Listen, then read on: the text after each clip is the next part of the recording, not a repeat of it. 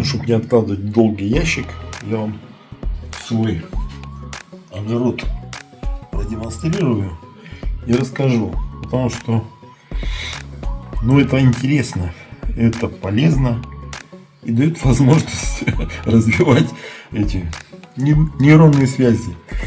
Я думаю, если вам понравится, я свои умения буду показывать все чаще и чаще, потому как я начинаю, видимо, хорошо реабилитироваться, и у меня возникает желание творить, сочинять песни, играть на гитаре, снимать, запускать квадрокоптер. Я надеюсь, что вам это понравится. Но если будет нравиться вам, а я вижу, что пока нравится, то есть как бы подписчики прибавляются. Огромное спасибо подписавшимся. Если кому-то что-то интересно, вы просто пишите в комментариях. Я буду рассматривать, да, смогу, сделаю, смогу, сниму, покажу. Так что,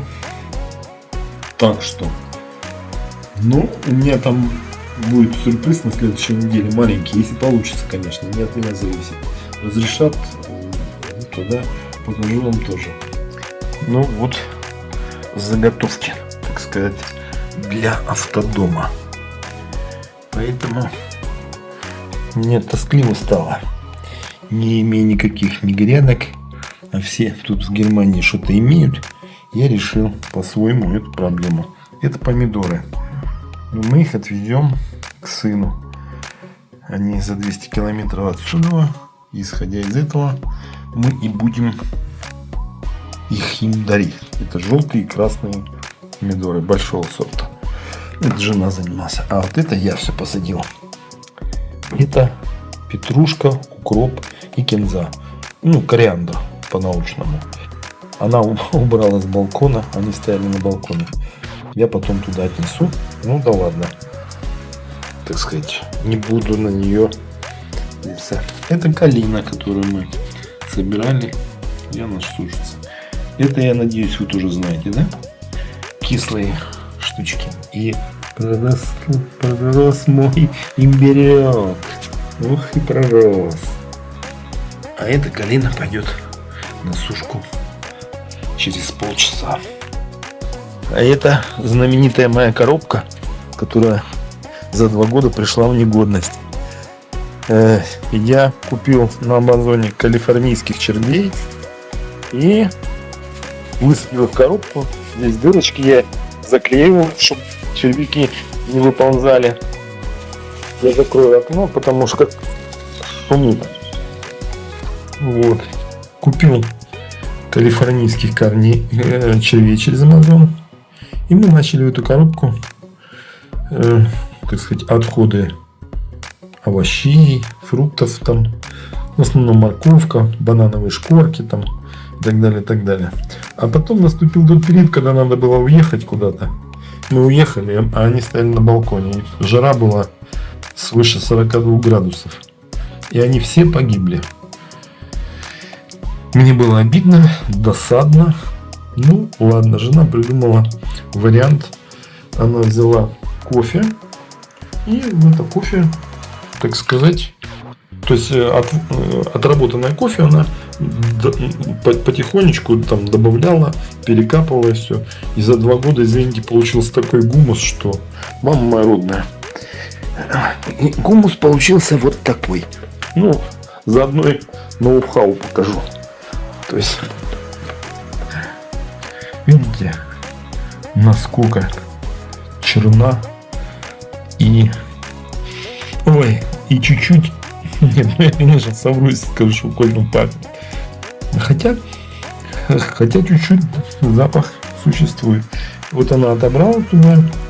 Я вчера привез земли из кротовых холмиков. Она туда добавила, высадила чеснок, лук, который прорастает. Ну, тоже будет зелень. Потом посадим во что-нибудь, поставим в автодом и будем питаться зеленью своей домашней. Ой. Это крапива. Это она надрала себе, дабы мыть голову, полоскать. Я сказал, что крапива. И ты чихнула, да. А это у нас вот такой вот щавель. С прошлого года был посаженный. Ну и все проросшие луковицы мы высадили тоже. Ну, чтобы, как сказать, пришел, пощипал, выкинул, новый воткнул. Вот так вот мы и живем. В этом месте решил разрезать кино по причине того, что так как это не грядка, так как это балкон, так как многие люди просто это выбрасывают, мы просто сажали. Ничего не, как сказать, не делали красиво и культурно. Потому что это заготовки. Вот, начнется сезон наш. Поехать в больницу на большой контроль, поехать еще к одному доктору и так далее. И когда уже в автобусе все это будет, я думаю, я все покажу и все увидят, потому что я знаю, что женщинам не нравятся беспорядочные вещи. Вот. Но моя женщина все время из подруг вытаскивает, куда-нибудь переносит. Она уже с этого подоконника понесла туда на балкон. Поэтому простите меня, засранца, так сказать. Ну вот такой вот. Хотя, когда был дом, когда была земля, у меня грядки были, конечно, хорошие. И не хочу сейчас рыться в архивах. Скажу, что найду, покажу, расскажу. Но я думаю, вы на слово верите. А у нас идет ремонт, большой ремонт. Делают стоянки, потому что места мало. Кто имеет гаражи, господа немцы, так сказать, они в гаражах хранят весь хлам, а ставят машины и еще пишут записки.